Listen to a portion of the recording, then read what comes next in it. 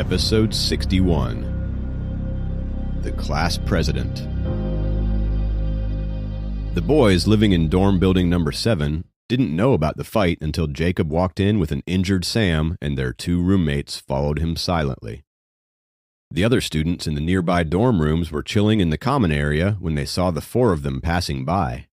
At once, they all stood up and went outside to ask about the incident. They were all astonished when they found out that Sam had been in a fight with the bullies from the basketball team. One guy's eye was swollen. The other one, though not injured, had his clothes ripped and tattered. Sam had the most severe injuries with a bloody mouth, a scratch on his forehead, a bleeding nose, and countless bruises on his arms and legs. Only Jacob was intact, except for his disheveled clothes that indicated signs of a struggle. This was one of the worst fights the sophomores had seen in the short time they had spent at the university. One of the dorm neighbors, Ryan, fetched some anti-infection medical solution from his room and applied it to Jacob's roommate's wound. Sam, however, would have to go to the hospital and get his injuries checked out. "Damn it! How dare they! Ryan, call all the guys from our department. We will go and trash their training court," someone yelled. An uproar resounded amongst the crowd. Some of these guys hadn't even spoken to Sam even once, but this was about the reputation of their batch. One of them had been hurt. Ryan was like a messenger for their class, so he immediately took out his phone and started dialing. "Stop it!" A crisp female voice came from outside the door. Kathy walked into the boys' dorm room. There was a wave of silence as soon as they all noticed her. Under the watchful eyes of the crowd, she walked to Sam and asked, "Are you all right?" Sam didn't expect that Kathy would come to see him in person. They never really talked much. He had been grimacing with pain before, but now he suddenly toughened up and answered firmly, "I'm fine." "He's clearly not. Boys and their stupid egos," Kathy thought to herself, not showing it on her face. Kathy just nodded at him and looked at the other guys, who seemed ready to break somebody's head. She addressed them and said, "The school management is aware of the fight and is dealing with it. Don't do anything stupid." "Should we just forget about it after being beaten by them? No way!" one of them shouted, still infuriated. Kathy explained to them in a stern voice, "I don't think you understand. Those guys are on the basketball team and they are badly injured. The point guard has a fracture in his arm. The shooting guard has sprained his ankle and the power forward has injured his back. There's a basketball match between our school and another university in 2 weeks. If they won't be able to play in the match, our school will lose and the blame will come on Sam and his 3 roommates. Don't do anything to make it worse." She needed to ensure that her classmates would not do anything stupid and get in danger of getting suspended or even rusticated. "So you're saying that the high and mighty players on the basketball team, who nobody dared to touch, were also injured?" The guys who weren't there couldn't believe the information Kathy had just given them. Seeing their expressions, Kathy continued, "As I was saying, the school will deal with the matter seriously. You must not make the matter worse, or you will get into a lot of trouble." Ryan took a half step forward and said, "But the school will surely support the basketball team and Sam will be punished unfairly. Besides, the record of punishment would not affect the future of those on the team because they play for the university, but it would affect Sam." "Fine, I will report it to the school." Irritated, Kathy interrupted Ryan. She was incredibly bothered by the whole thing. On one hand, the guys from her class caused trouble, but she didn't want any of them to be punished. On the other hand, she was thinking about her older brother, who was now furious. He said that he would handle this situation in person. That meant Jacob, the troublemaker, would face his fury. Besides, she had asked around about how the fight started. Sam and his roommates had gone to the basketball court when they could not find seats at the internet cafe. While they were playing, a few players of the basketball team came to the court. They tried to take the court from them, but Sam refused and argued with them. It had been quite an ordinary argument until Sam threw the ball at one of the players. The guys on the team had always been hot-tempered, and so was Sam. Words were exchanged, one thing led to another, and it soon became a fight. The fact remained that Sam and his buddies had started the fight. Kathy turned to Sam and said, "Anyway, I'll take you to the hospital and get you checked." "No, I'm fine." Sam didn't want to show his weaker side to a girl. "You better get a checkup. There could be some internal injuries. If you don't get it checked out now, it could turn into something worse later," Kathy insisted as she grabbed Sam's arm. "Yeah, you should go and have it checked. The doctor's report will also be proof against them," said the roommate with the torn shirt. "Fine." Sam finally gave in. He looked at his friend and said, "You will come as well. You must get your eye checked. You look like a panda." "Okay." Rubbing his eyes, he stood up. Jacob also stood up, volunteering to go with Sam, but Kathy stopped him, saying, "Ryan can accompany them. Jacob, you stay inside the dorm and rest." Then she left the dorm with the injured boys and Ryan. The others returned to their dorm rooms. Kathy's presence stopped the fight from escalating. She was an excellent class president, and she took her job very seriously. Jacob was left alone in the dorm room. He was lost in thought for a while, but was still feeling uneasy towards his decision. He dug out the thick engineering philosophy book and found Liam's business card, which he had hid inside it. The school's attitude towards this incident was critical. Liam, the vice president, supervising the school's management, would play an essential role in dealing with this incident. Jacob didn't want Sam to be mistreated. Although Sam did start the fight, his trigger was the bullying by the basketball players, which had been going on for a long time. It was a never-ending tussle between juniors and seniors. Jacob took out his phone and started thinking about what he would say. He was about to dial Liam's number when a thought crossed his mind. So he put the card back into the book and stood up. It would be better to talk to Liam face to face. Jacob left the dorm building and hurried onto the campus. He went directly to Vice President Liam's office, situated on the 6th floor of the administration building. He knocked on the door and waited a while. No one answered the door. Worried that some teachers passing by would ask him questions, Jacob waited for half a minute more, but decided to leave when Liam didn't answer. He knew that the vice president was a busy man. The punishment wouldn't be given soon, so Jacob was not very anxious. He wasn't even sure that the fight had been reported to Liam. He took the elevator and pressed the button to go down. As he was walking out of the administration building, a mountain-like figure walked toward the entrance. A height of more than 6 feet 5 inches, this tall specimen of a man blocked the light from coming out through the door. The tall boy had to bend his back and lower his head to enter the building. He was walking with a scowl on his face, like he was not in a good mood. Jacob guessed that he must be the legendary captain of the basketball team. Is he here to see Vice President Liam as well? Jacob wondered. Indifferent to an ordinary student's astonishment, the guy walked into the elevator from which Jacob had just come out. The moment he walked into the elevator, it shook slightly. Jacob was curious to see which floor he would go to. He stood there, trying to be discreet, and waited for the elevator door to close.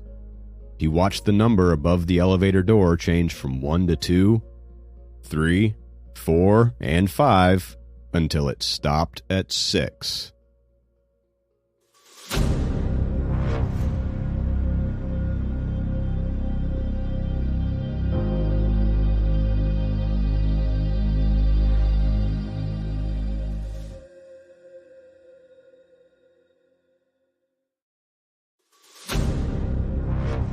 Episode 62.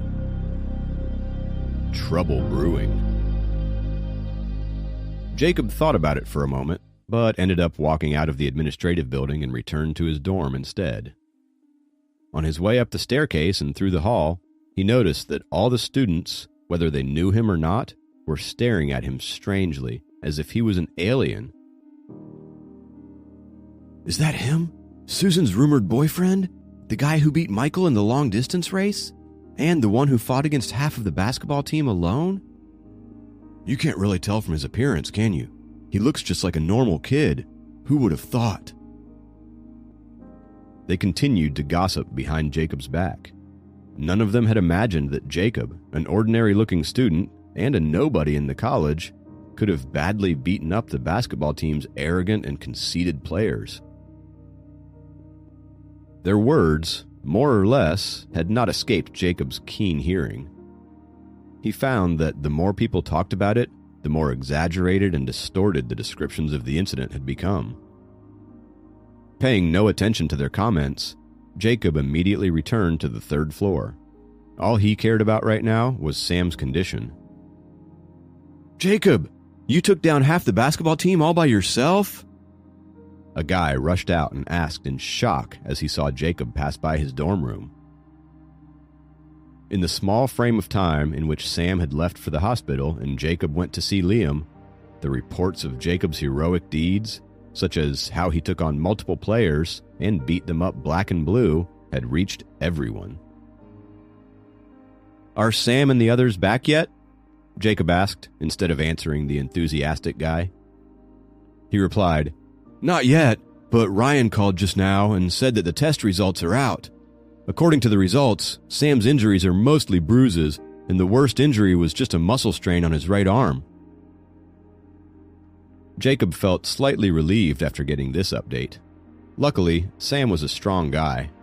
Getting away with only minor injuries after being assaulted by big and burly guys indicated that Sam was no doubt the fittest in their dorm room.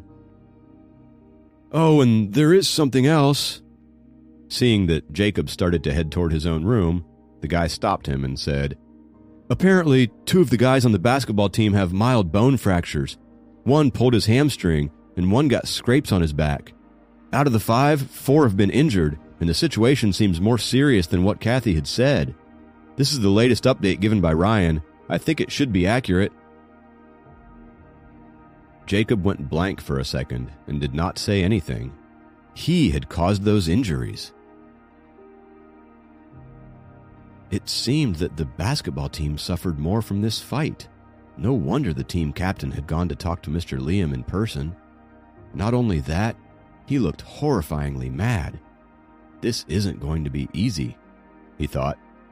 But those guys have been bullying other students on a regular basis, taking advantage of their special status. They weren't so innocent, and one might even say that this outcome served them right. Taking out his key, he got into the room and sat in front of his desk. He pondered over all of it a little more before deciding to let it go. He then opened a textbook and tried to read it, but he couldn't digest any of it. After all, with the occurrence of such a hectic incident, he could not remain calm. After half an hour, Sam and the guys returned with Kathy. When they saw that Jacob was reading on the balcony, they almost felt like applauding him for being so composed. They had seen a side of him today that was unknown to them before. They didn't even know that Jacob would go to such lengths just to defend them. "How was it? Are you all right?" Jacob inquired as soon as the gang walked in. "Nothing serious. I just pulled my arm. With a few days of rest, it'll be fine," Sam answered. After today's incident, he looked at Jacob with a slight sense of reverence. No one would have guessed that Jacob, who was so timid and gentle, was such an incredible fighter. To Sam, who had shared a room with Jacob for a long time and was his best friend, it came as an even bigger surprise. "You already know about the situation with the basketball team, right?" Ryan walked over and asked Jacob. "Yes, more or less," Jacob said, putting the book back on the desk. "The basketball team consists of 12 players. 4 of them are now injured, and they are all the best players. Not only that, this incident will likely affect the outcome of the basketball match, which is taking place 2 weeks from now. The school will definitely take this incident seriously, Kathy said solemnly as she turned to face Jacob. She was a little irritated. The fact that Jacob was able to read calmly and act as if nothing had happened angered her. She felt as if all her worries about him had gone to waste. Jacob, this has nothing to do with you. I started the whole thing. It doesn't matter if it results in punishment or expulsion. I am the one responsible and will deal with the consequences alone. Sam spoke firmly. What nonsense! I was the one who injured those guys, and you are a victim who was assaulted by them. This has nothing to do with you. Jacob stood up indignantly.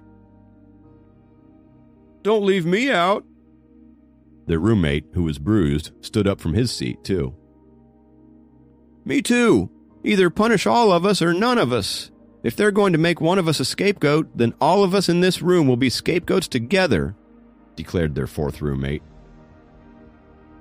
All right, stop this, you guys. Kathy raised her hand and interrupted them. I will try my best to ease things with the school. Don't you dare stir up any more trouble now. Sam disagreed with her words and got triggered by her. What do you mean we stirred up trouble? They were the ones. Seeing that Sam was raising his voice at Kathy, Jacob promptly tugged at Sam's arm to stop him from continuing. He then turned to Kathy and said, "Thank you, Kathy, and sorry for all the trouble we've caused you." Looking at Jacob, Kathy paused and gave up on lecturing him. In the end, she could only let out a sigh. Then she turned and walked out of the boys' dorm. Once Kathy walked out, Sam looked at Jacob and said, Jacob, don't worry. It's probably going to be detention or something. I will see the guidance counselor tomorrow and explain everything. I will take full responsibility and accept all consequences. In any case, this should have nothing to do with you. It's not that simple, Jacob responded silently. Kathy was right. If this incident had taken place at any other time, it would not have been a big problem, and they might have gotten off with just a verbal warning. However, the fact that it happened right before the basketball match made it complicated. To make matters worse, the team they were up against was the same university they had defeated by a tiny margin of 2 points last year in the league. That team had been their biggest competition throughout the previous season. This year, they called for a friendly exhibition match between the top 2 teams before the official start of the season. It was obviously an act of provocation. If their university lost this match, it would significantly impact the morale of the team and their confidence to do well in the regular season. As a result, both the basketball team and the school placed immense emphasis on winning this match. At such a pivotal moment, the top players on the school's basketball team had been injured in a fight. It had turned into a sensitive matter. If the school authorities were hoping to keep their champion title, they would take the basketball team's concerns into consideration. Having said that, even without the upcoming match, the school would have decided in the basketball team's favor anyway. Moreover, Jacob knew that the captain of the basketball team, who usually only took responsibility for training the team, had taken matters into his own hands this time. One way or another, this dispute had to be resolved.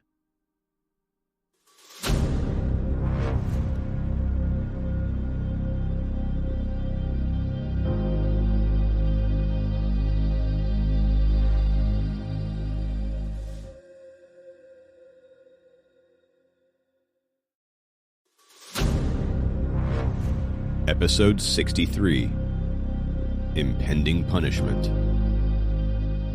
The next day, Jacob and his roommates had classes all afternoon. After the recent incident, no one was in the mood to go. Sam was resting on his bed. Jacob was putting together the study material for his tutoring session with Sophie later tonight, and the other 2 roommates had spent the day watching movies. I'm treating you guys to dinner tonight. I've thought this through. In the worst-case scenario, I will just drop out of college. Screw their punishments or detentions," Sam announced as he abruptly jumped up from his bed. "What?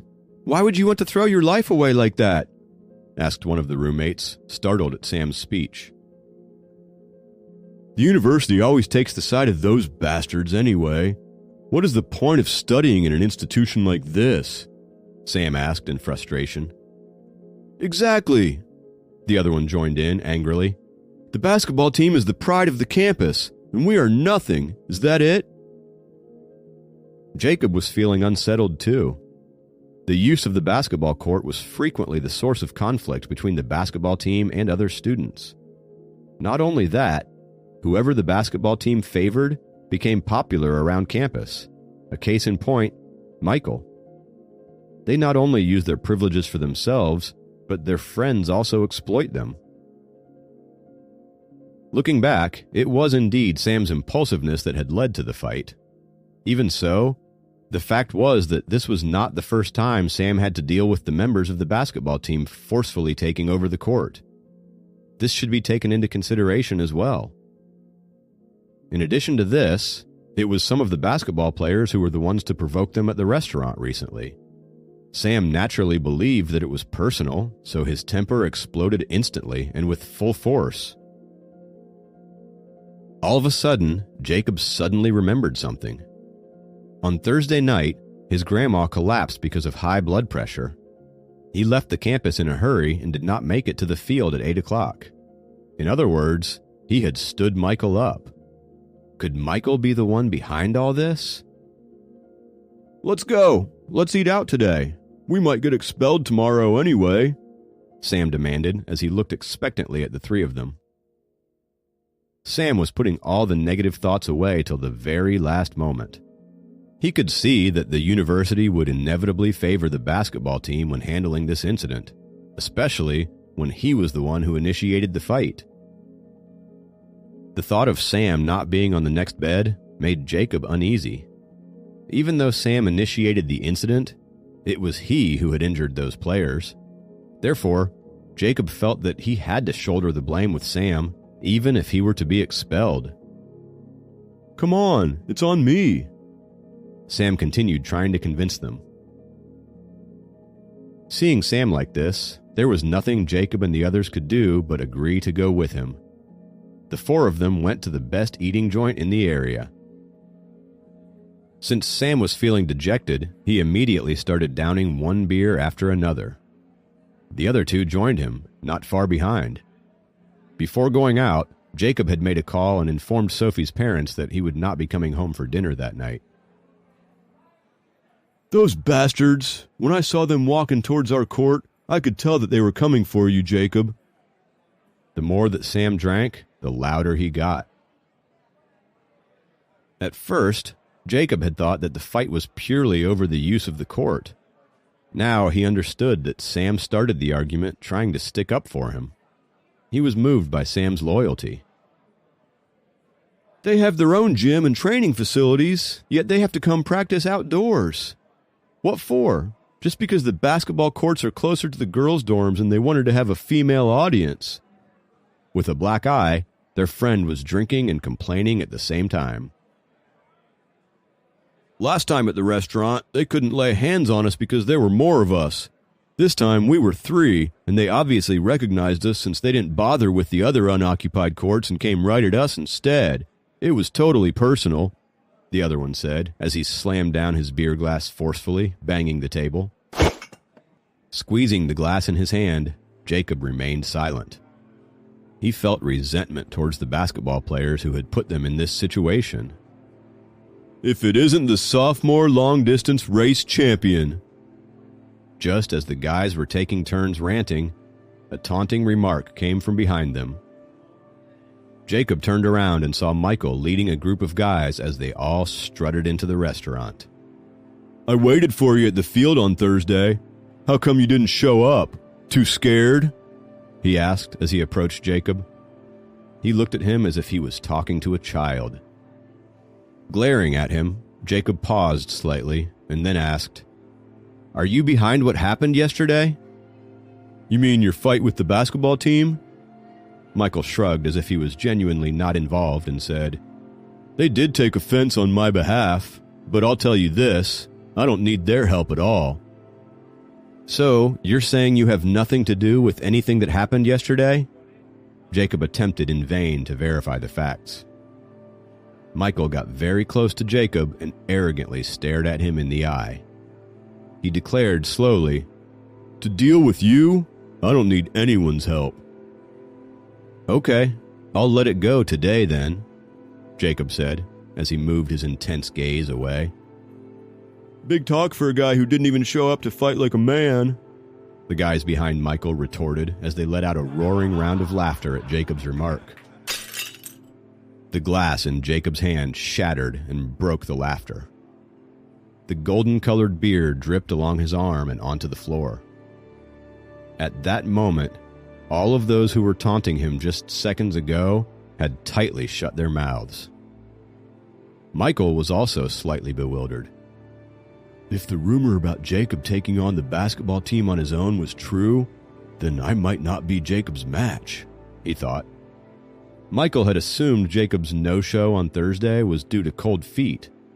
Yet, judging from Jacob's recent actions, Michael realized that Jacob had more to him than what he had initially thought. Still, quickly adjusting himself, Michael calmly declared, Enjoy your meal with your friends, sophomore. This could well be your last meal as a college student. If everything goes right, the punishment should be handed down tomorrow.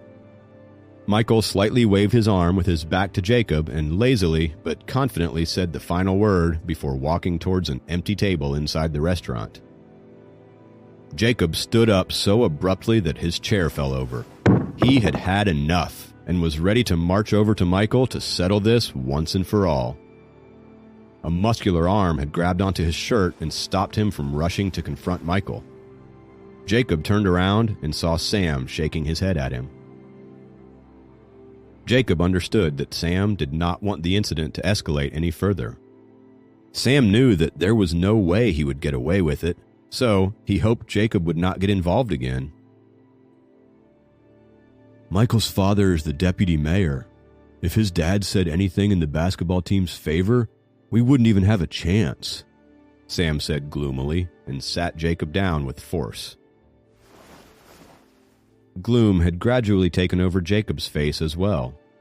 He found himself stupid for underestimating the scale of this matter.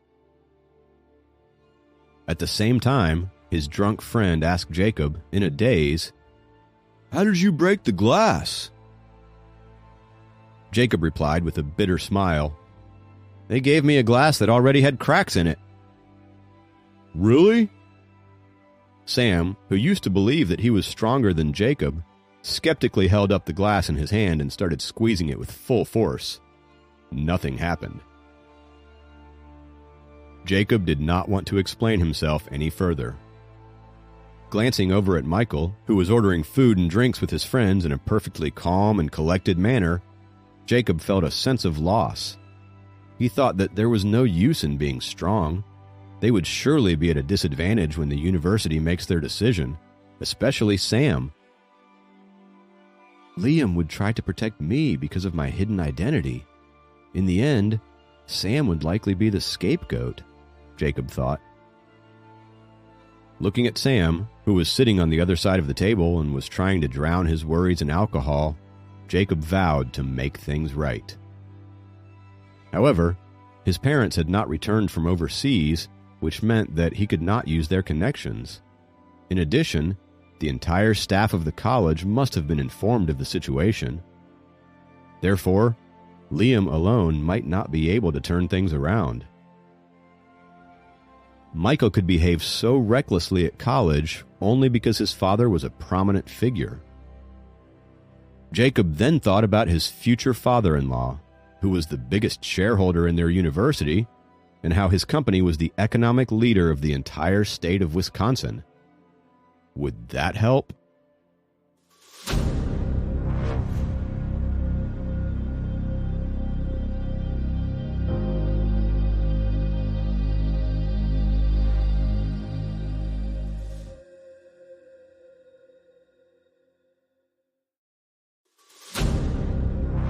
Episode 64.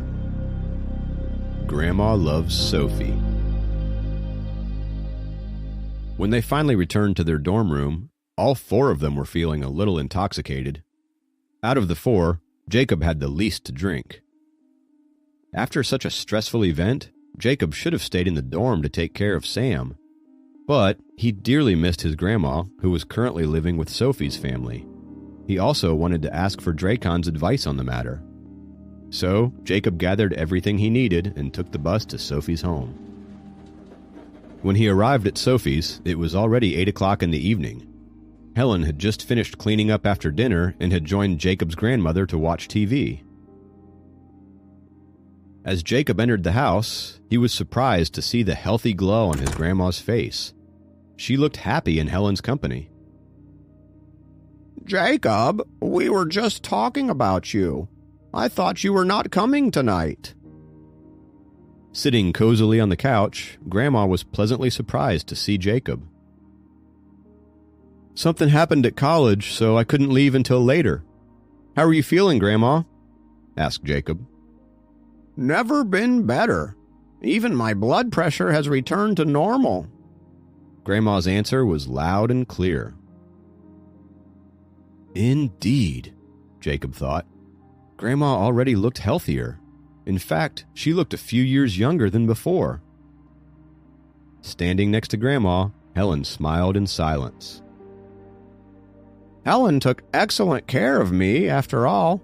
She's been making me chicken soup every day, so my body has recovered quickly and grown even stronger, Grandma added as she looked at Helen appreciatively.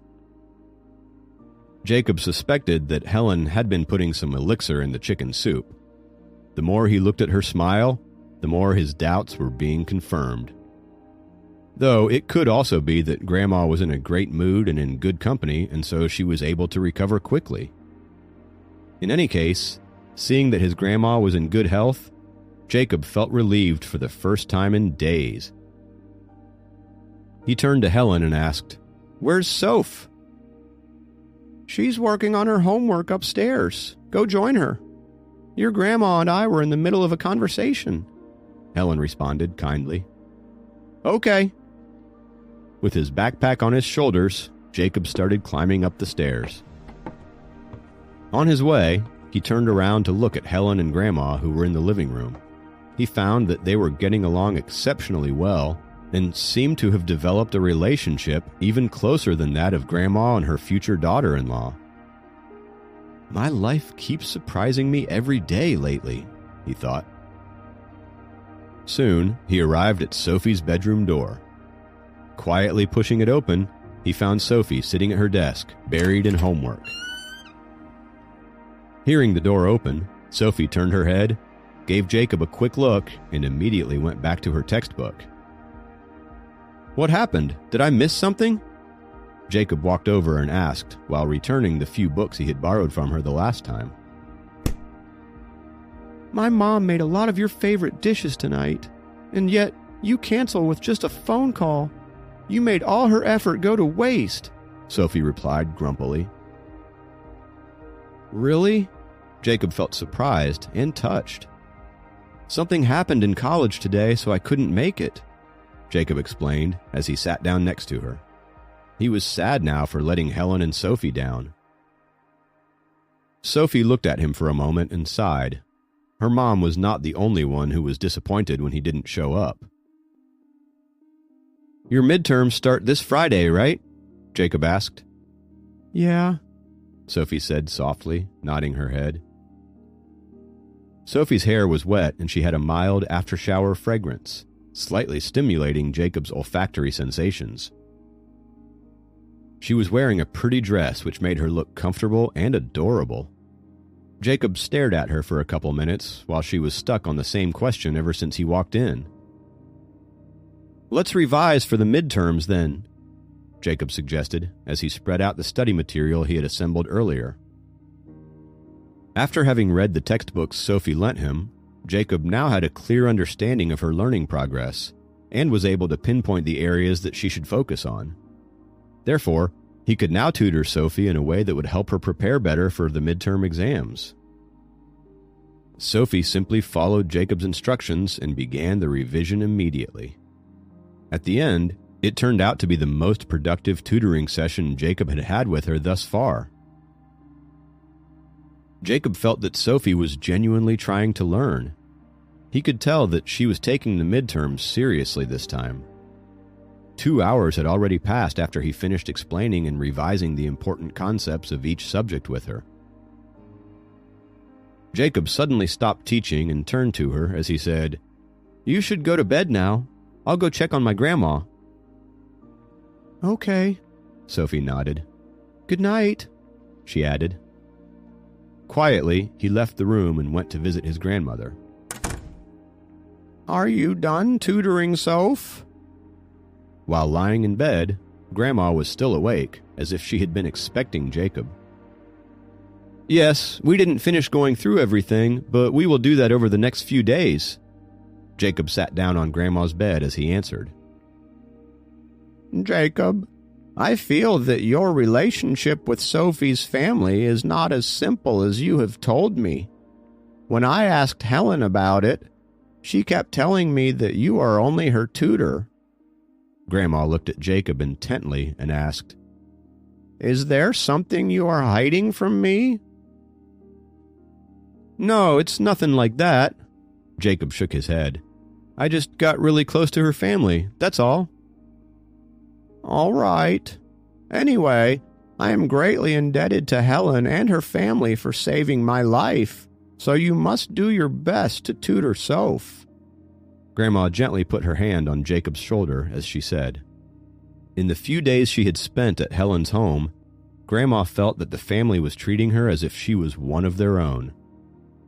The way they were so respectful and considerate towards her made her believe that they were indeed a family of great virtue.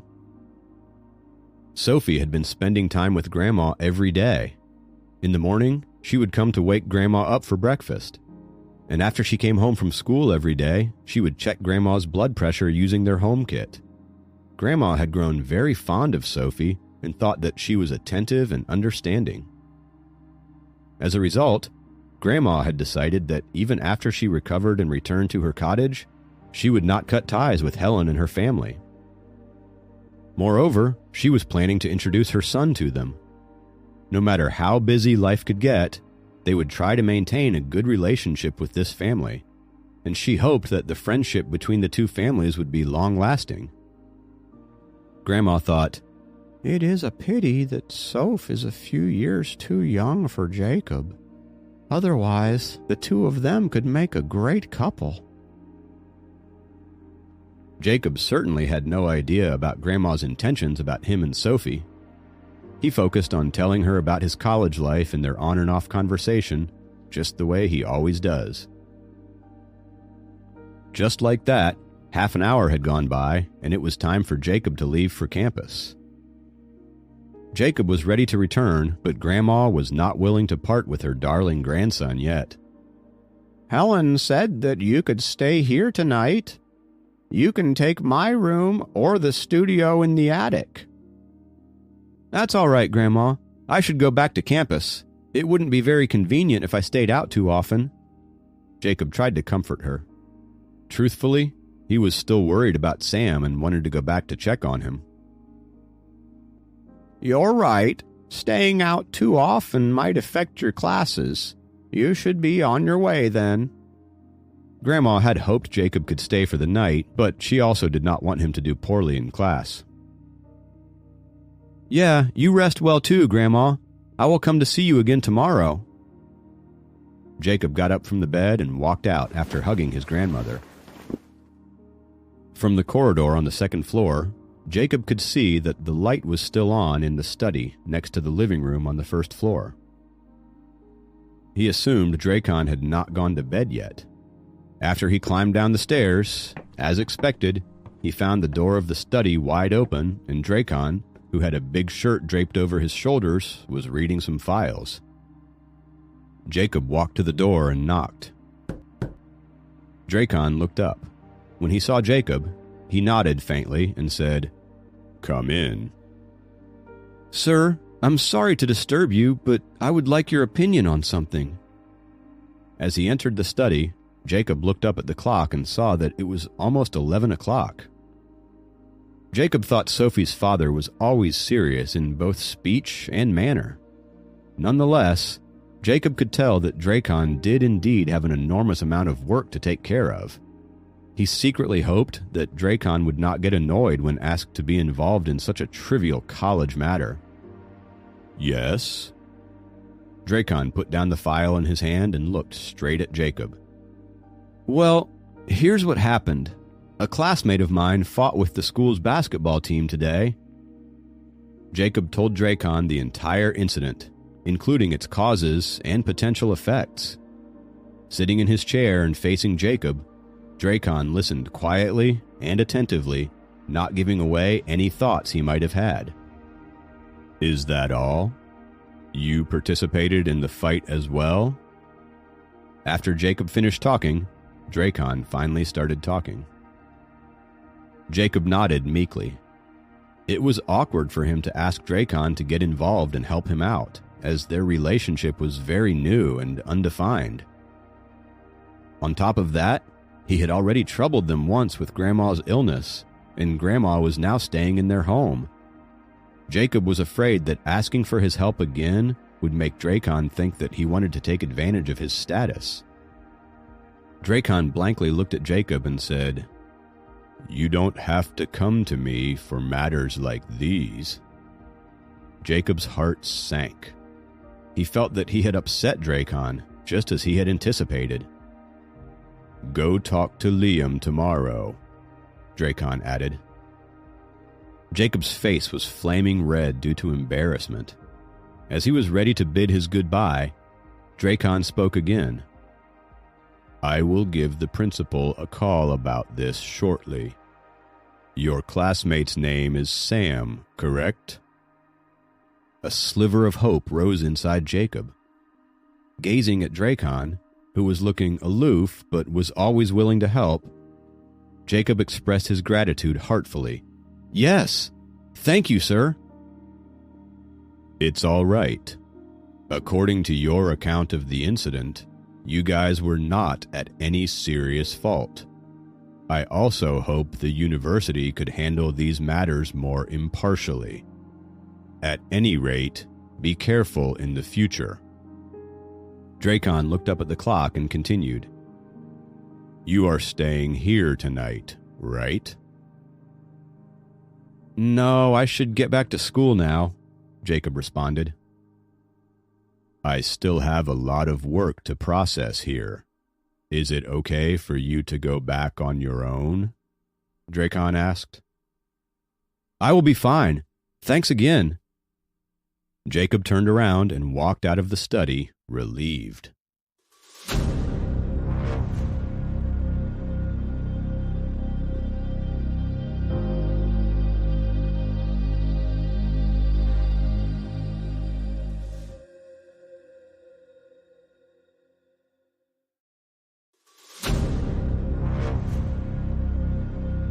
Episode 65, The Decision. Before he headed back to the university, Jacob climbed back to the second floor of Sophie's house. He wanted to collect his teaching material from her room. But when he entered her room, he found that she had already fallen asleep on her desk. Jacob tiptoed to the desk and quietly observed her face and hands, which were turning red from being pressed against the desk. She is working so hard for these midterms, Jacob thought. He had never seen her work so seriously before. Watching her sleep so sweetly melted Jacob's heart, and he did not want to wake her up. However, he was also concerned that she might catch a cold or wake up with a sore back. Therefore, after a moment of consideration, Jacob bent down and placed one hand underneath her knees and the other on her back, gently lifting her up. Sophie seemed to be in a deep sleep, as Jacob's actions did not wake her at all. Her eyes remained closed and her breathing stayed even. Carrying Sophie, who was soft like silk, Jacob was immersed in her sweet scent. He wanted to stay like that for as long as possible, but he knew he couldn't. He placed her carefully on her bed and tucked her in with a quilt. He then picked up his stuff and tiptoed to the door again. Before he walked out and closed the door, he turned around to look at her one last time. As the door closed, Sophie, who was deeply asleep, slowly opened her eyes as a blush of red instantly covered her face. She turned on her side and buried her face in the pillow to cover her wide smile. As the entrance to the dorm had not yet closed, Jacob hurriedly took a taxi back to college. Dracon's words were incredibly reassuring and had calmed him down. Now, he just wanted to go back to Sam and be there for him. At that point, more than a dozen people had gathered in his room. They were all male students from neighboring dorm rooms. They were all trying to come up with a way to deal with the impending punishment. "How come you're so late?" Ryan questioned Jacob as he walked in. "I had some tutoring to do tonight," Jacob answered. "Sam is about to get expelled and you're tutoring someone?" Ryan seemed a little irritated. "Who said Sam was getting expelled?" Jacob asked sincerely as he placed his bag on his desk and turned to Ryan. "I heard from a few friends of mine who are part of the student council. They said that the university is taking the incident very seriously and will be strict in handling it," Ryan explained. Ryan was the best source for information in dorm building number 7, and no one would ever question his sources. "You know what they mean by strictly handling. The students with no powerful connections will be the ones suffering the consequences," Ryan added. Exactly. There was a similar incident before. A student and the basketball team fought over the use of one of the courts, and it wasn't even as bad as this one. Yet, that student got a disciplinary warning. Another guy interrupted. "I was in the fight too. They'd better penalize me as well," Jacob said. "You will be fine," Ryan stated. "My friends told me that the nature of the fight would be examined. The one who started the fight would be the most at fault. Your initial intention was to mediate the fight, but you accidentally got caught up in the middle. When both sides are at fault, the side that threw the first punch will receive harsher penalties. Besides, we all know the university has always been partial to the basketball team." His words made everyone's faces somber. Sam was sitting by his bed, not knowing what to say. Sam was quite popular among the residents in dorm building number 7.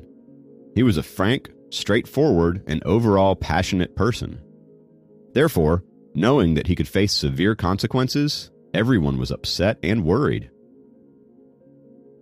Guys, there's no use talking about this. Everyone, go back to your room and get some rest now," Jacob waved at the crowd as he asserted. "That's right. Go. Don't worry about me." Sam got up and started driving the crowd out as well. Knowing that they could not be of much help by staying, and that it might only upset Sam even more, everyone began walking out. When the 4 were left in the room alone, silence took over. One by one, they all went back to their own beds. Jacob said to Sam, who was resting, "Sam, don't worry. Everything will be fine." Sam responded with bitter laughter. He seemed to think there was no way of escaping his doom. "Do your parents know about this yet?" Jacob was concerned. "I didn't tell them," Sam responded. "Or we can start a petition against the basketball team to reveal their real faces," one of their roommates shouted out. "Don't be naive. The administration would do anything to protect the basketball team." Fiddling with a coin in his hands, Sam said calmly, "Listen, let's go to sleep. We will deal with this tomorrow." He turned off the light with a smack. With heavy hearts, no one spoke again that night. The next day, Sam went to class as usual with Jacob and the others. However, the more he casually joked and laughed with the others, the more his classmates could tell that he was laden with anxiety. After all he could do now was wait for the administration's official statement. After they finished their morning classes, Jacob excused himself from having lunch with the others and stealthily got into the administrative building.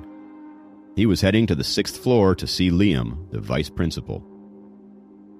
This time, he brought along Liam's business card. This way, if Liam was not in his office, he could reach him directly by phone.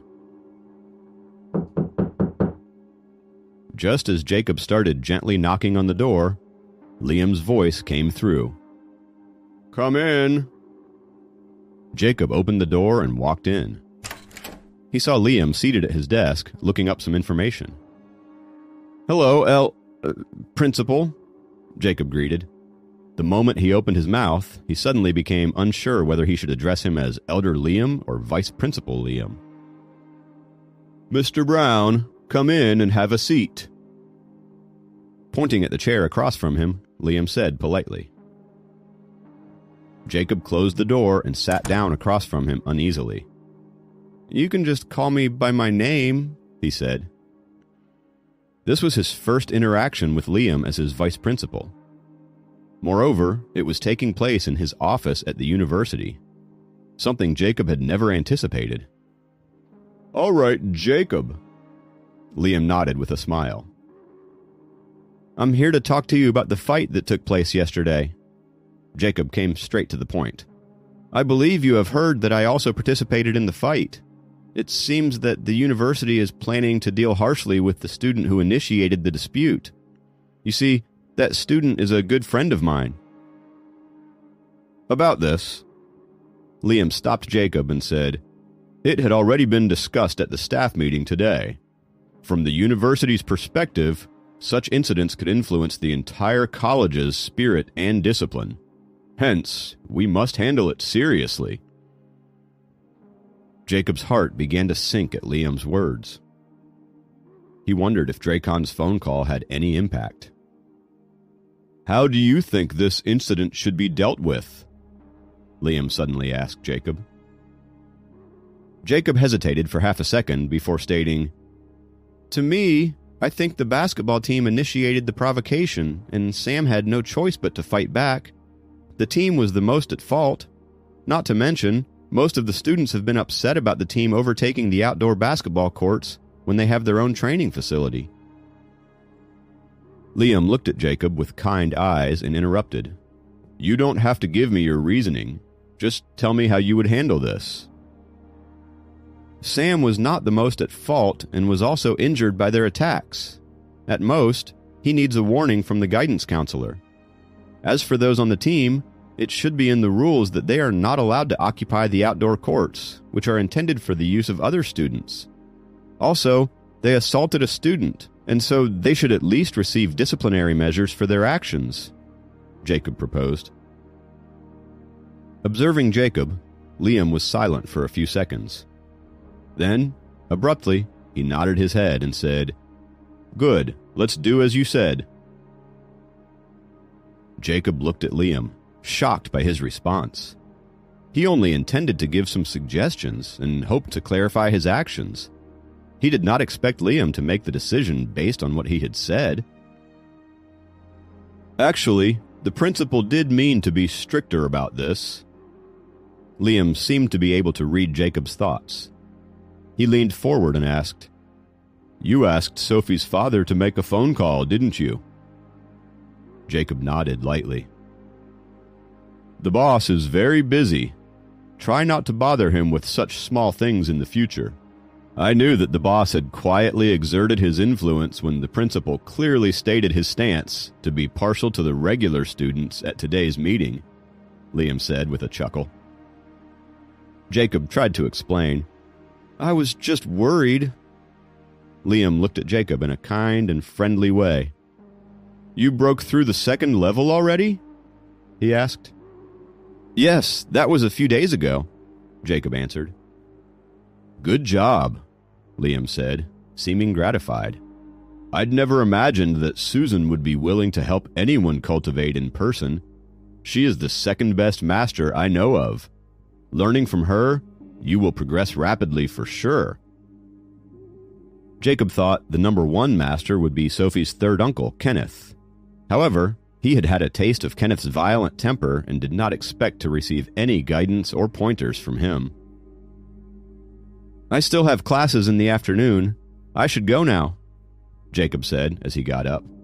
He was getting uncomfortable staying in Liam's office for too long. Go! Liam waved at him casually. After forcing himself to smile and act normally for the whole morning, Sam was ready to give up by the afternoon. He used his books as a pillow and decided to take a nap. A few minutes before the class was about to start, Ryan rushed into the classroom, waving both of his arms in the air as he shouted, "The notice of disciplinary measures is out!" Everyone in the class, including Kathy, looked up curiously and anxiously. Expectantly, Sam's head also bounced up from the desk. "The notice is posted on the display window on the first floor of the administrative building. Of the 6 players on the basketball team, 4 are receiving disciplinary measures, 2 are given verbal warnings, and they are all temporarily suspended from the team. Moreover, they are to pay for Sam's medical expenses. The most important thing is that Sam is exempt, and so is Jacob." Ryan screamed in exhilaration.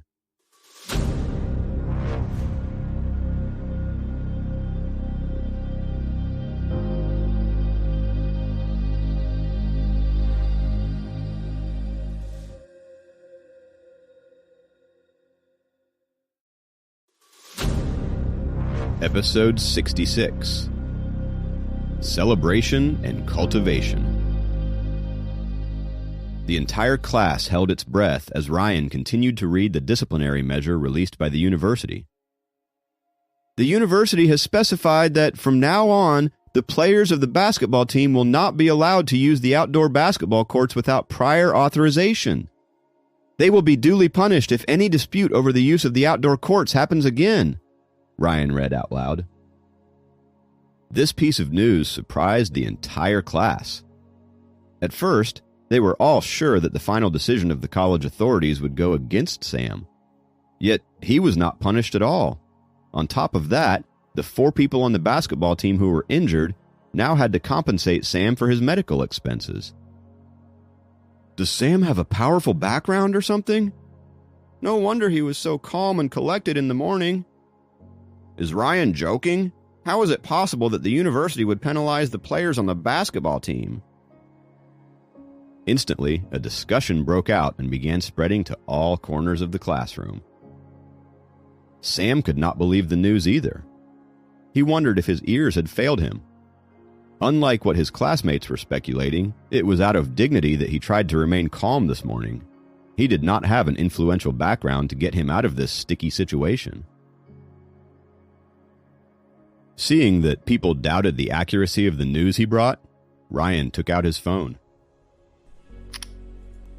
"This is a photo that my friend took and sent to me. If you don't believe it, then go check the display board at the administration building yourselves," he shouted. Ryan passed his phone to his classmates. One by one, the phone was passed amongst them, each one letting out an "oh" after they were done reading.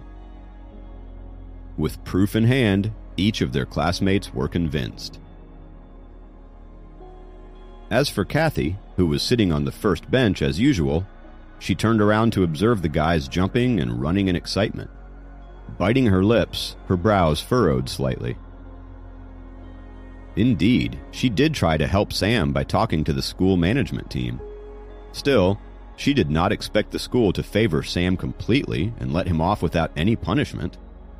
Moreover, the college did not handle this in a way that would seem fair to both Sam and his roommates, as well as the basketball team. The players were the only ones punished. Plus, with the inter-college match coming up with a rival university, she could not fathom how the authorities could make such a decision.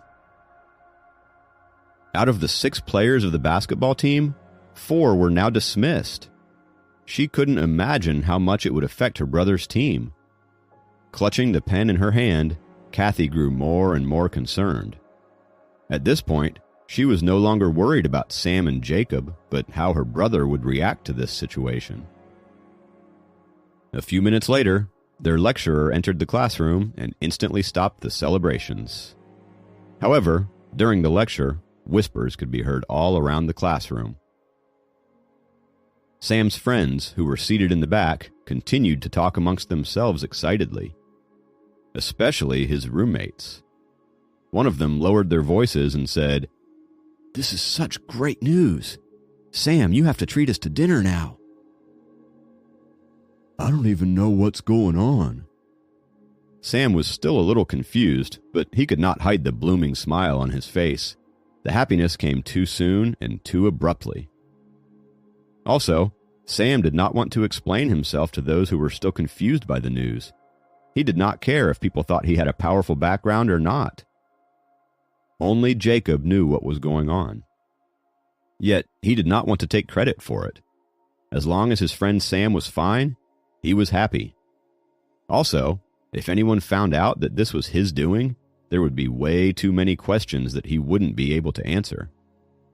After all, the arrogant bullies on the basketball team did deserve a lesson. Jacob began to imagine Michael's reaction to this news. He was being so smug last night. After class, the crowd was cheering for Sam, and they all asked him for a treat. Since he was in such a merry mood, Sam agreed. So, in the end, everyone in the class got a drink from Sam to celebrate. At around 4 in the afternoon, Sam treated everyone in the dorm and his class to computer games. And so, the large crowd gleefully headed towards the internet cafe. Once again today, Jacob excused himself and did not join the gamers. Instead, he quietly hurried to the F block. This time, he made sure he was not being followed as he walked towards Susan's office. The door to her office was not locked, as if she was expecting him. When Jacob walked in, he saw that Susan had her eyes tightly shut and was completely immersed in her own cultivation. Gently, he closed the door and sat down in the chair across from her. He did not want to interrupt, so he began quietly cultivating the spirit concentration scroll. A burst of faint energy rushed to all his main acupressure points in a loop.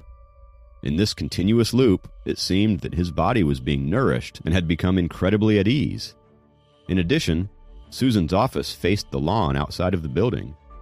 With its fresh air and serene environment, it was indeed the perfect location in the campus for cultivation.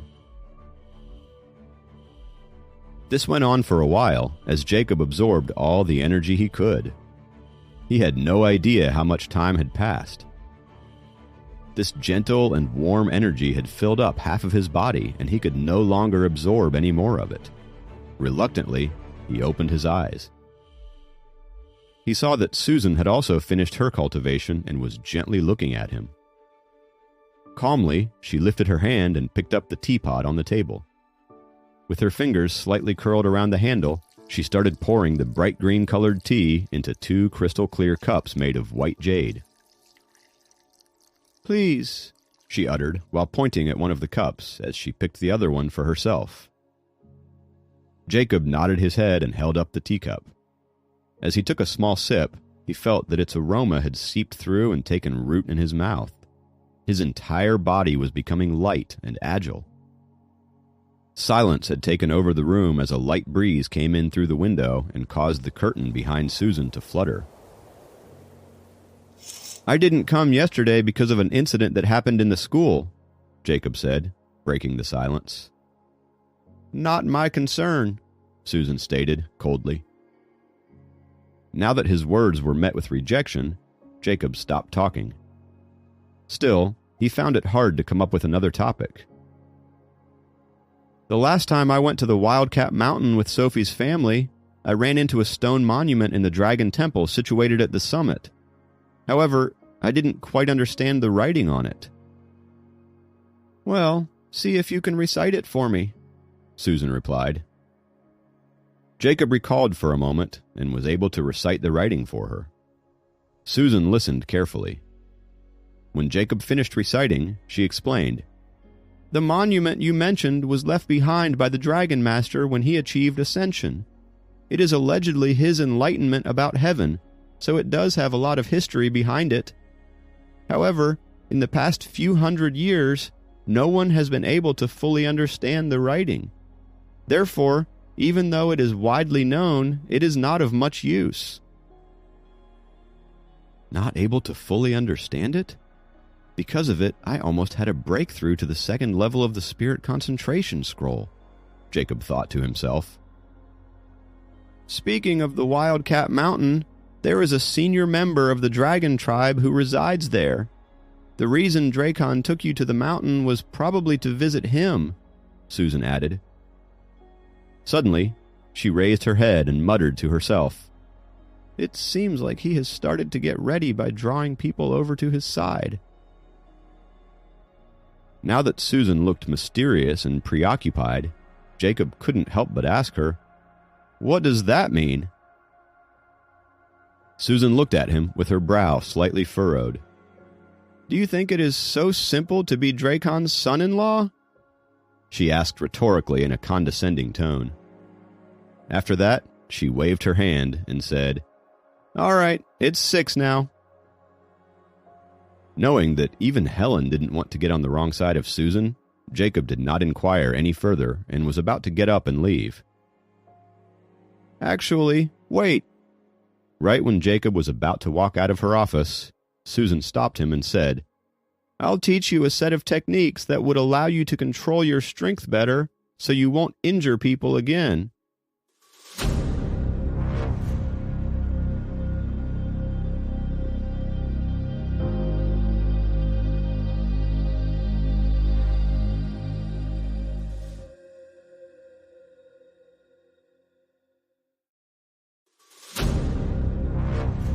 Episode 67. Susan is Devious.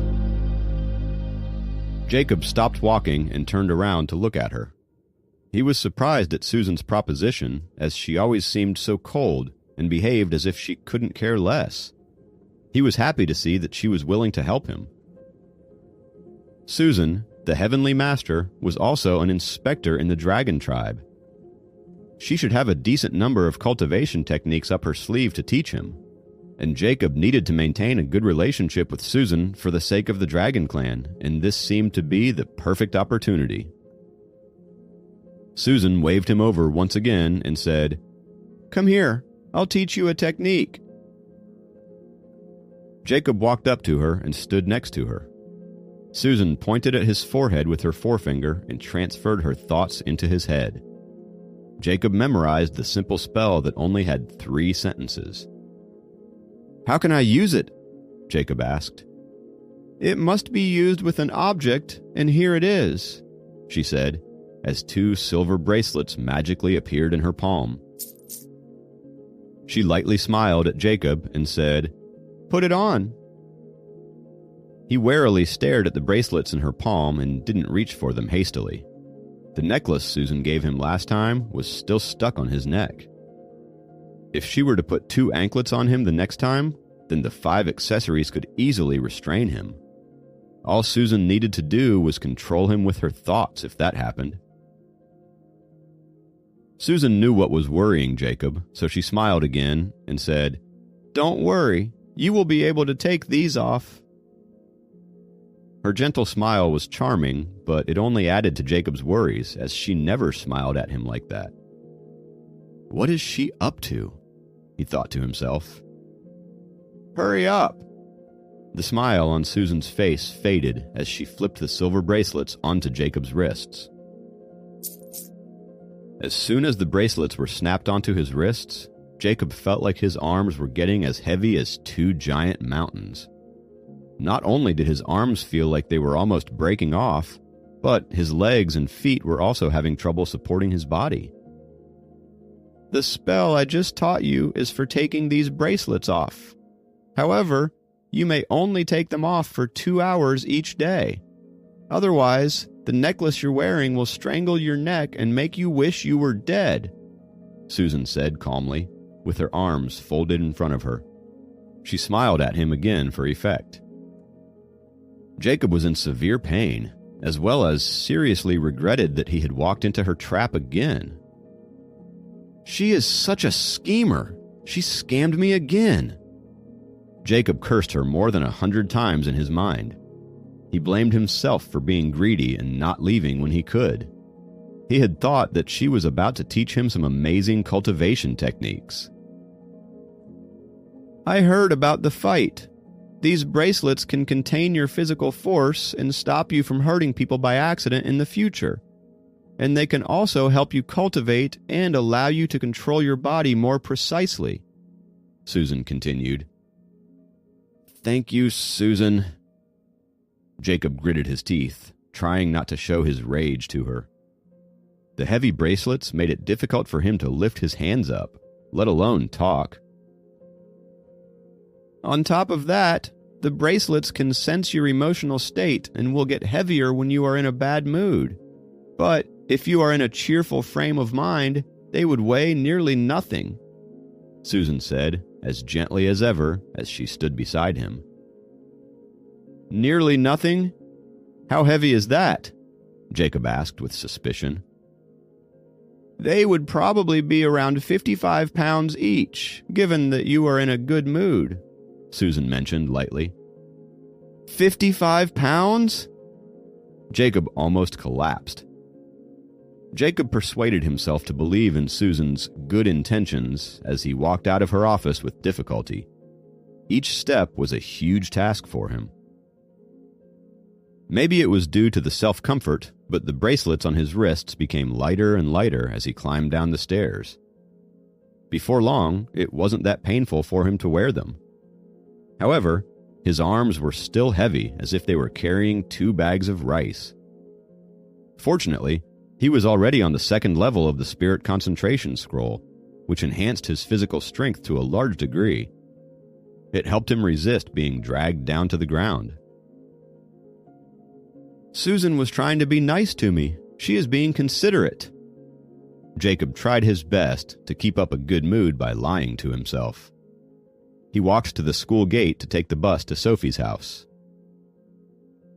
He arrived there on time, as usual, and Helen was making dinner when he stepped inside and made himself comfortable. However, it wasn't only her who was cooking in the kitchen. His grandma was helping out as well this time. They were chatting while they cooked the dishes, and it seemed as if they had been close friends for years. Jacob was glad to see his grandma and Helen getting along so well. His parents were always busy with work, and they were always traveling for business. He himself could only visit Grandma on weekends due to his college, and Uncle James, her caretaker, wasn't very good at his job. He wasn't very talkative and spent lots of time with the plants or cooking meals for both of them in the kitchen. Therefore, Grandma was technically living alone. It was a good thing for Grandma to become good friends with Helen at her age. They could chat and cook together while she was living here, and they could call each other from time to time once she moved out. The two of them looked happy in each other's company.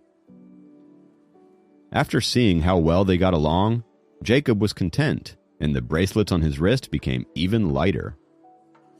He entered the kitchen and announced, "I'm back, Helen, Grandma." "You are back. We left the door open knowing it was about time." Helen laughed softly. She then noticed the silver bracelets on his wrists and asked, "Are those little trinkets from Susan again?" "Little trinkets? There is nothing little about them." Jacob found them annoying. The bracelets got a lot heavier instantly as he complained, and Jacob almost fell over. He immediately started to recite the phrase, "Susan is a good person. She's only trying to help me." "Who is this Susan?" Grandma asked out of curiosity when she heard a girl's name. "Oh, she is a friend of mine, and she teaches at the university. She has been taking care of Jacob at school," Helen explained to Grandma. "Jacob is destined to receive help from good people."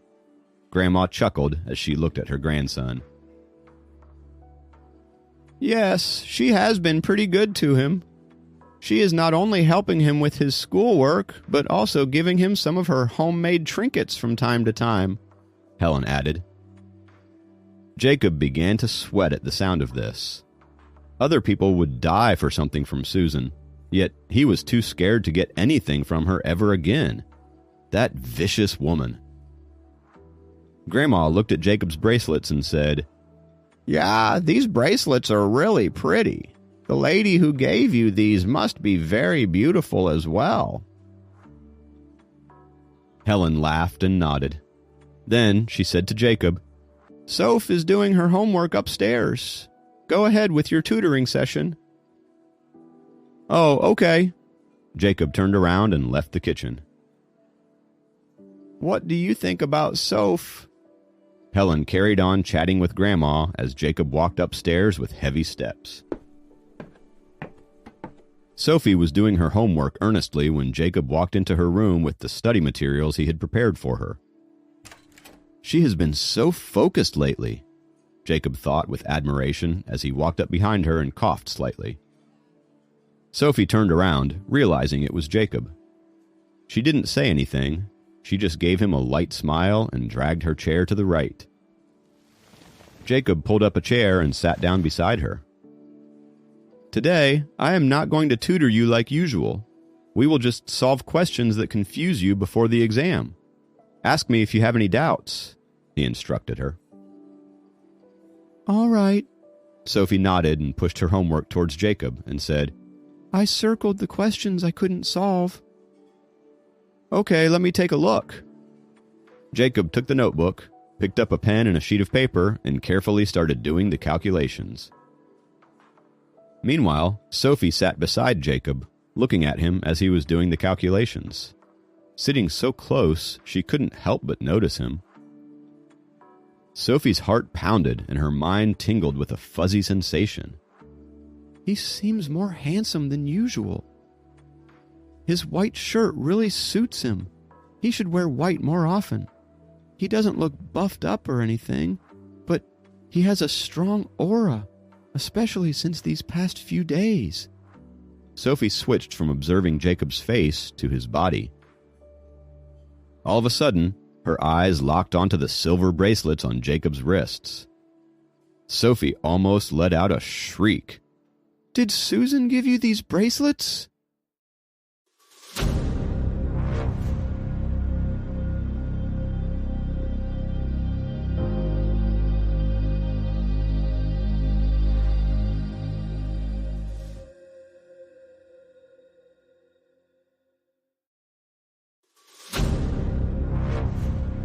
Episode 68. Criminal. "Yeah." Jacob turned around and looked at her.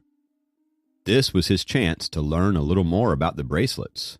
Sophie was the dragon princess after all. "You know about these bracelets?" he asked. Sophie nodded and replied, "These are special bracelets only possessed by the inspectors. They are the same as the handcuffs that the normal police use to restrain criminals." "Criminals?" Jacob felt quite sensitive about the word criminal. "An inspector can put these bracelets on the cultivators who make mistakes and break rules. The purpose is to restrain the strength and supernatural power, and also so that the criminals don't run away. But it seems that the bracelets given by Susan are simply level 1 bracelets, which are only used to restrain strength. Moreover, whoever wears it could open it with a secret spell," Sophie explained patiently. Jacob stared at the bracelets in shock. He then looked at Sophie in surprise. He didn't know anything about the background of these bracelets, and he didn't expect Sophie to explain it to him in so much detail. He continued to look at her, taking in all the information and not sure what to think of it. Seeing him look so confused, Sophie said, "These 2 bracelets are like a treasure. It is an honor that Susan gave them to you." Jacob just nodded as he was at a loss for words. It sure didn't feel like an honor.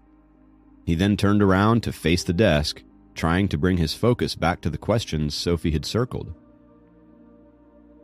"Susan knew about the fight I got into on the basketball court. Putting them on me is probably some kind of a punishment," thought Jacob. Jacob and Sophie were soon immersed in solving her homework questions and didn't even realize it was time for dinner. Helen had to climb upstairs in person to tell them, and both of them left the desk promptly.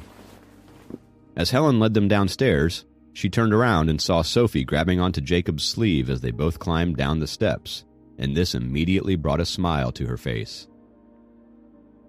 Mom, what are you smiling about? Sophie asked her, raising one eyebrow. Nothing, said Helen, and walked quickly to the dining room. Dracon and Jacob's grandma had already sat down at the dinner table and were engrossed in a conversation. They waved at Jacob and Sophie when they saw them walking downstairs together. Soon, all 5 of them started having dinner happily, like a real family. During dinner, Dracon unexpectedly brought up a topic that startled Jacob. Jacob, your grandma said that your parents would be back this Thursday. How about having dinner together this Thursday night so that we can get to know each other better? He asked. Huh? Jacob froze for a second. He had expected that both families would meet each other at some point, but he didn't think it would all happen so quickly. Yeah, Helen and her family have taken such good care of me, and I really hope that your parents can invite them to dinner at our house too, and meet them as soon as possible, said Grandma, agreeing with Dracon. Speechless, Jacob looked at Dracon and then at Helen. He had a feeling that something extraordinary was about to go down at the gathering. Sophie stopped eating as well. She stared blankly at everyone at the dinner table, as if waiting for an exam result.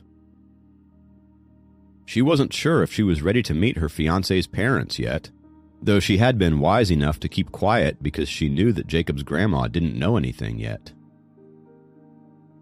Soph has her midterm exams at school on Friday, so it would be better for her to just focus on her syllabus.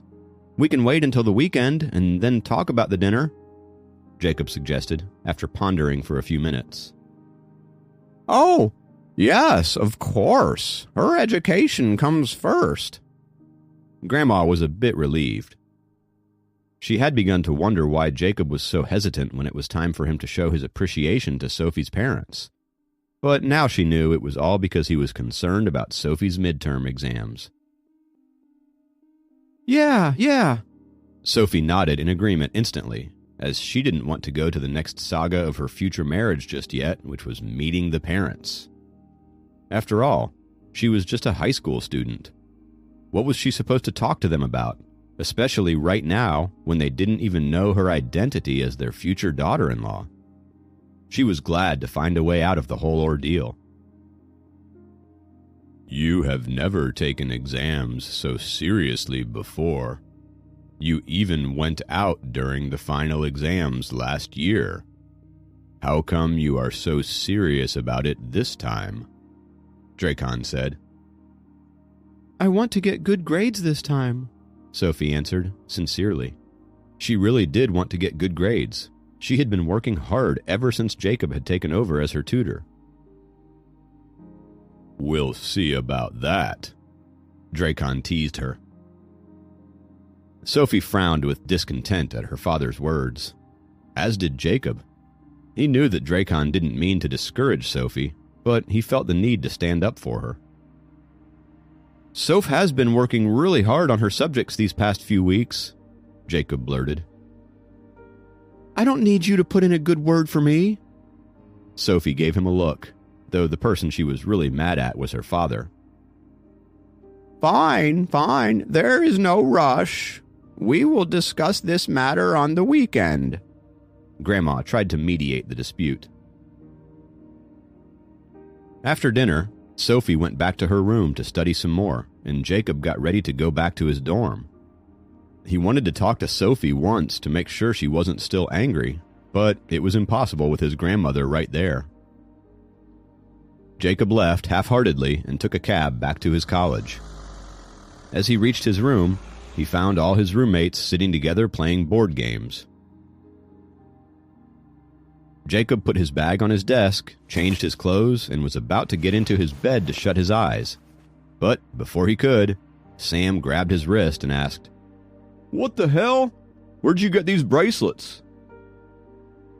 From a booth on the side of the road. They're nice, aren't they? Jacob was exhausted, so he blurted out the first explanation that came to his mind. Bracelets? Are you a girl? Sam taunted him. Jacob didn't know what to say. He knew that if Sam ever found out that these bracelets were from Susan, he would be willing to wear them all over his body. But they are nice bracelets.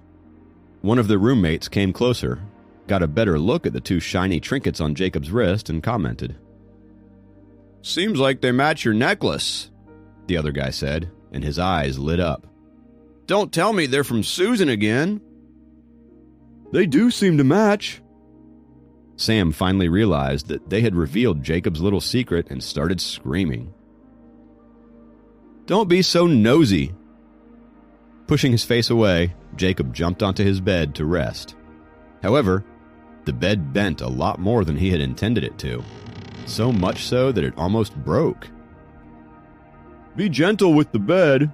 We're not getting new ones anytime soon, Sam yelled. How can one be gentle when you are wearing bracelets that weigh 110 pounds? Jacob thought, and sighed as he picked up the book beside his pillow and began to read. Wednesday turned out to be a normal day, much to Jacob's relief, whose exciting days didn't seem to be coming to an end. The only thing that the students talked about was the discipline announcement posted in the administrative building. However, the topic didn't have any influence on Jacob anymore. All the students were still giving him strange looks around the campus, but he was getting used to them and wasn't too bothered about them. He had to remind himself to be in a good mood all day. Otherwise, his bracelets would get unbearably heavy. It was nice to be in a good mood, but trying to force it was a challenge. He had to tutor Sophie at night. She was taking her exams very seriously. Jacob really liked this focused side of hers, though it meant that she wasn't paying much attention to him, much to his dismay. And, in a flash, it was Thursday. The day started out normally as well, and the four roommates found themselves bickering, playing games and hanging in their dorm room in between boring classes. The boys sat at their usual spot in the back and immediately put their heads down for a nap when the lecture got too heavy and boring. The light for a new text message lit up on Jacob's cell phone. Jacob sleepily opened his phone during class. He didn't even know which subject was going on. He found out that the message was from Kathy. Dr. Brown will be giving a lecture at 8 o'clock tonight. Would you like to go with me?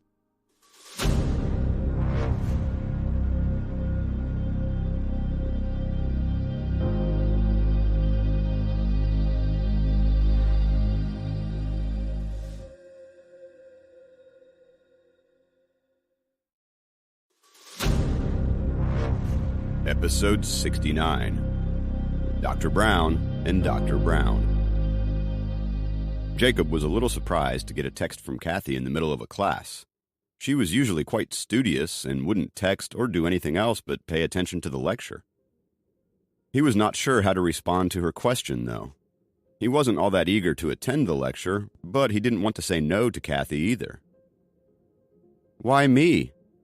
After thinking for a while, Jacob replied to her message with a question. Within seconds, he got a reply. I'm inviting you so that you can appreciate real scientists. Well, I do appreciate them. Jacob sent back another message, still not giving a clear answer. He was sure that Kathy wouldn't reply now. She had already missed out on a few things that the professor was rambling about, and he was sure that she wouldn't waste any more time on texting him. He was almost about to put his head down on the desk and go off to sleep again when his cell phone beeped. It was Kathy. Don't try to get out of this. You should show some respect to the great scientists of our country. Since you don't realize how important their contributions are, I have to take you to experience it. Kathy was not budging and was hell-bound to take him to the lecture. Not only was she texting Jacob constantly, but also turning around and glaring at him from the front row. Who is Kathy turning around for? Is someone making noise? She seems angry. Sam, who sat beside Jacob, asked him with a suppressed yawn. I have no idea, Jacob answered, acting innocent. He looked down at his phone and found another message waiting for him. It said, A lot of people want to go to the lecture, but the admission is limited. I was only able to get 2 tickets through my connections at the student council. I'm taking you, and that's it. Bye now. I have to focus on class." Jacob sighed. Kathy takes things so seriously. I was just joking around last time, but she insists that I have to go with her because she thinks it is important for me to appreciate our scientists, he thought as he rubbed his sore wrists and arms, laid them back on the desk, and went back to his nap. However, he ended up making a loud noise against the desk because of the heavy bracelets and startled his roommates a bit. It wasn't a good feeling to be carrying 110 pounds around in the form of jewelry. The afternoon was filled with easy subjects like English, and Jacob didn't take the same classes as Kathy, so he was off her radar for the rest of the day. He also avoided going back to Susan's office. Ever since Susan gave him the little bracelets, Jacob had been too scared to go see her. The closer he got to her, the more terrifying she seemed. And so, after classes, Jacob killed some time in his dorm until 6 o'clock. Then, he went to the cafeteria for some snacks with his roommates, and together they headed off to their philosophy lecture. The class was scheduled from 6 to 7:45. When the class ended, there was a flood of people trying to get out of the classroom because it was packed. Jacob and his friends sat in the last row as usual, and so they were the last ones to leave the class and were right at the end of the crowd. "Sam, let's go get some more snacks. It's on you since you survived the tragedy," declared the roommate who suffered a black eye in the famous basketball court brawl as he tried to make his way through the crowd. "Damn, you've been saying that ever since the decision came in, and I have treated you so many times already." Sam punched his back. The guy laughed as he turned around and said to his friend, "Hey, how about you treat us this time?" The 4 of them walked out of the classroom while pushing and teasing each other around. As soon as they stepped out the door, they saw Kathy, who looked unbelievably beautiful. Dressed in a royal blue skirt and a black blouse, she looked like a princess in the crowd of weary students. Sam and the others froze for a second. Even Jacob was surprised, as he didn't expect that Kathy would be waiting for him there. The skirt Kathy wore wasn't exactly something one would wear to a party, but looked elegant and trendy. Her round face glowed with light makeup, and she looked gorgeous. Her shimmery black blouse and the dazzling skirt ensemble accentuated her curves.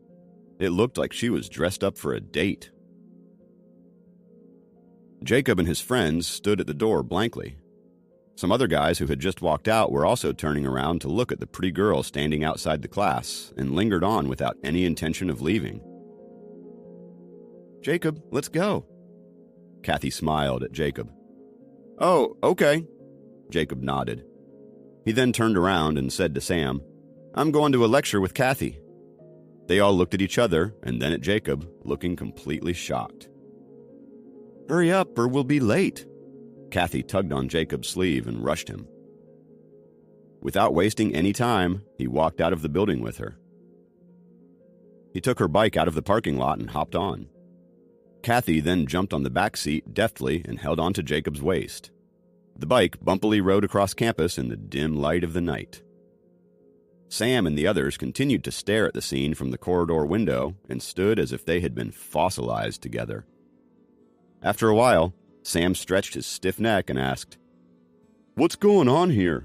Are they dating?" Meanwhile, on the road, Jacob asked, "Kathy, did you come to get me because you were afraid that I would skip the lecture?" "Yeah, who knows if you would go for snacks with Sam and the other guys and stand me up," Kathy said brightly as she sat in the back and grabbed onto Jacob's waist tightly. Jacob laughed and paddled even faster. He felt like he was getting closer to Kathy, even though he barely had a chance to get to know her before. As for Kathy, she had started noticing Jacob ever since the time he got picked up by the Mercedes. At first, she was concerned that there was something wrong with this guy in her class. Slowly, she found out that although Jacob wasn't special, he was different from the other guys. When he trained at night for the athletic games, he became unique in Kathy's eyes. They went to the E block of the campus where the auditorium was, but found that the parking lot outside the building was already full of bikes, e-bikes, and many flashy cars. Kathy parked her bike at the end of the parking lot and then entered the glass hall with Jacob. She was worried that others might take their seats, so she started walking at a faster pace and pulled on Jacob's arm to ensure that he kept up. The architectural design of the hall was a replica of the Roman Colosseum. It had a round structure, and the interiors were high-end and classy. Outside the marble hall, reporters from various media channels surrounded a couple of people with microphones and cameras held high in their hands. Kathy was quite curious, so she slowed down and pulled Jacob along with her to have a look together. "Mayor William, I know you are very busy, but you still came to my lecture. It is an honor," a crisp and bright male voice said. "Dr. Brown, I am a fan. I wouldn't have missed you taking the stage no matter how busy I get," said a man dressed in a plaid shirt. Jacob recognized him. He was the mayor of Wisconsin, who was on the news all the time. The deputy mayor, who was in charge of the economic development and was also Michael's father, was standing beside the mayor. He had a smile on his face and didn't say anything out of the ordinary and remained somber in the presence of the dignitaries. "Mrs. Brown is getting younger by the day." The mayor, after chatting with the tall and mighty Dr. Brown, turned around respectfully and talked to the lady who was dressed in a plain suit and stood beside Dr. Brown. "You're flattering me, kind sir," the lady with a commanding presence said as she lowered her head and smiled. "You have acquired yet another commendable accolade from Europe. You are indeed an honor to Wisconsin as well as the American scientific community." The mayor smiled and continued talking. Accompanying the academics and the mayor were a lot of university officials, college officials, and senior professors who were rarely seen otherwise. They were smiling and exchanging pleasantries. "Those two are the Browns. Did you see that? That is the temperament of world-class scientists." Kathy pointed secretly at the dynamic academic couple and moved closer to Jacob as she whispered with great respect. "It is about time. Let's not keep the students waiting for too long. Let's go inside." Dr. Brown, who had a dominating personality and a handsome face, looked at his watch and suggested, "All right." Numerous university officials nodded in agreement. The mayor and the deputy mayor started walking respectfully with Dr. Brown and his wife to the lecture hall. However, Dr. Brown, who seemed conspicuous in the crowd because of his tall figure, took a look around and paused for a second when he saw Jacob and Kathy just before entering the lecture hall. "Let us hurry up as well." Kathy pulled on Jacob's arm in a hurry and almost dragged him into the hall.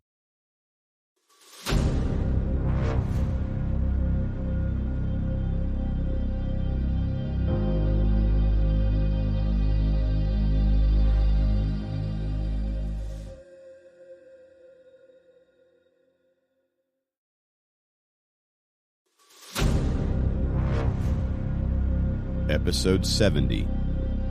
The Lecture. The auditorium was packed with dignitaries, students, and teachers. Although there were hundreds of seats in the auditorium, which was by far the biggest room on the whole campus, they didn't seem enough. Everyone was running around trying to get the best possible seats.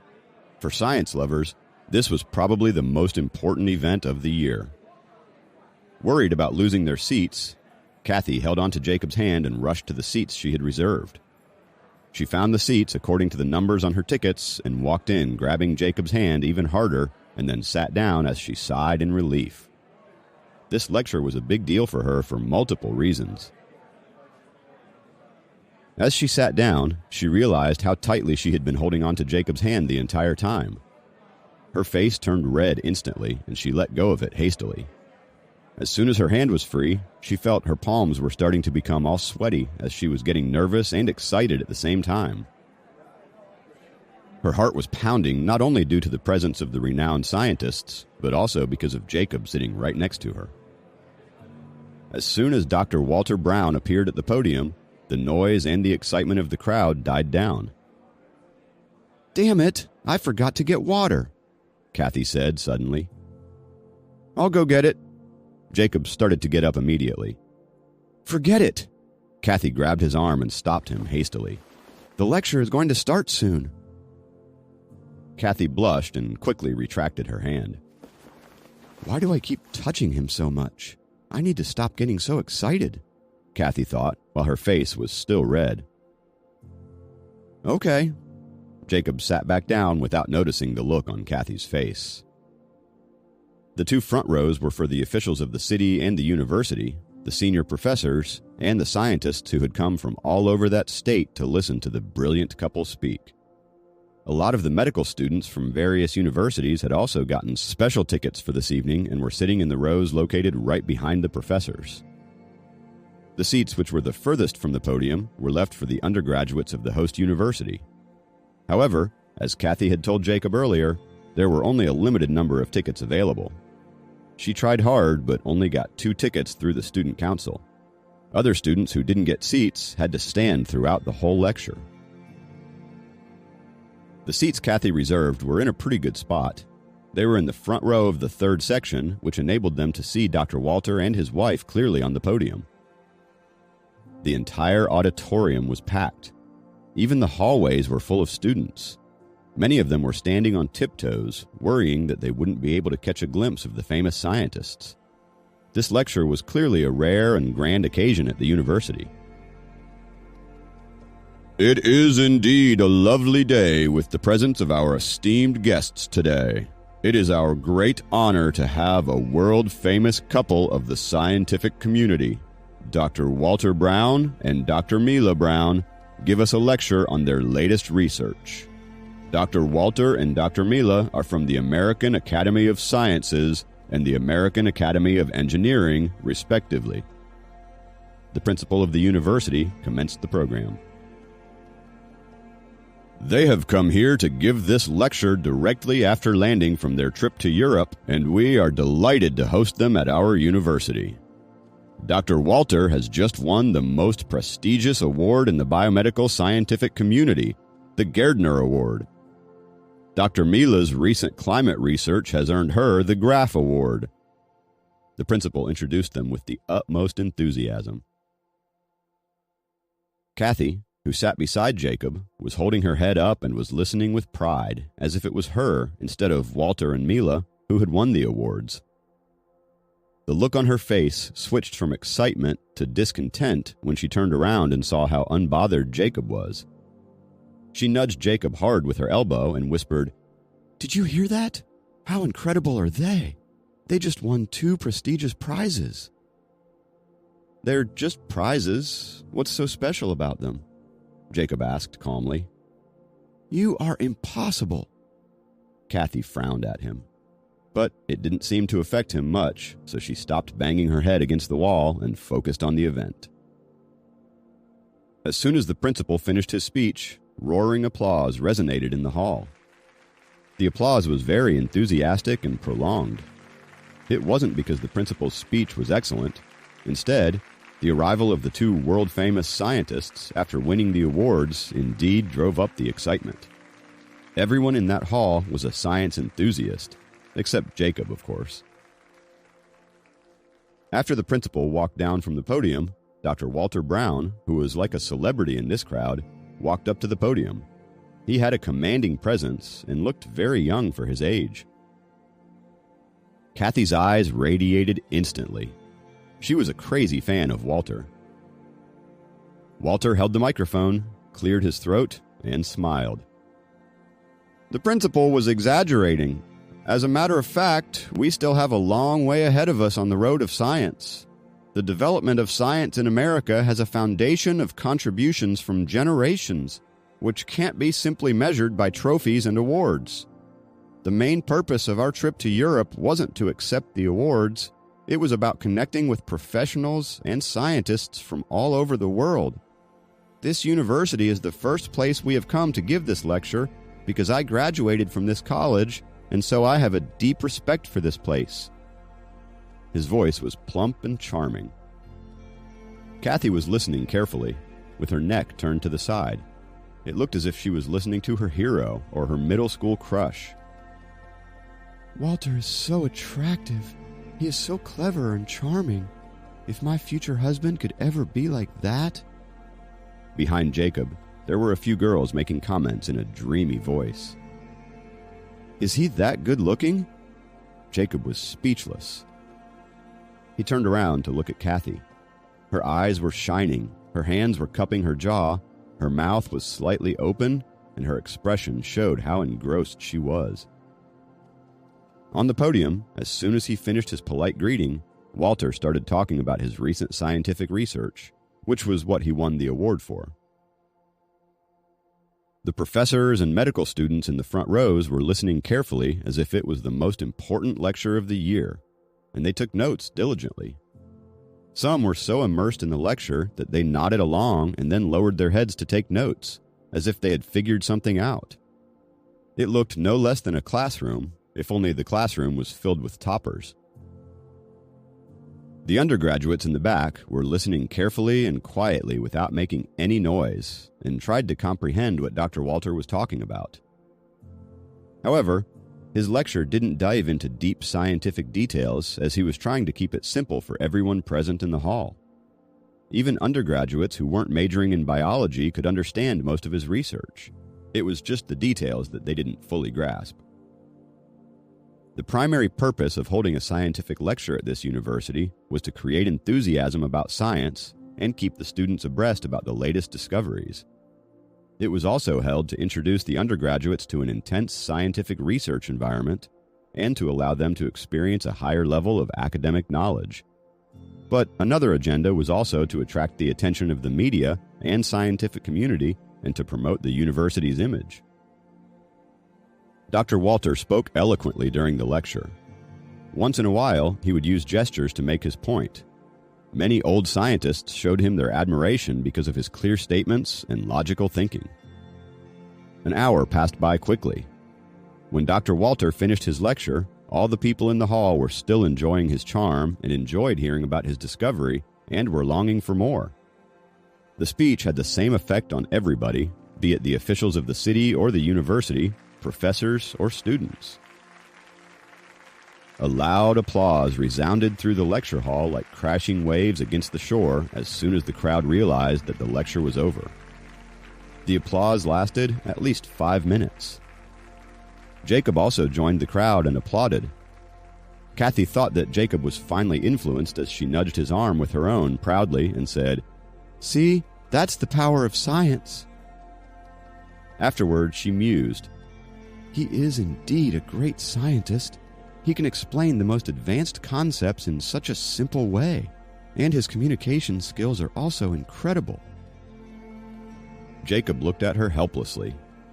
He figured that Kathy had idolized Walter to a great degree, as she was so close to having stars spinning in a circle in her eyes.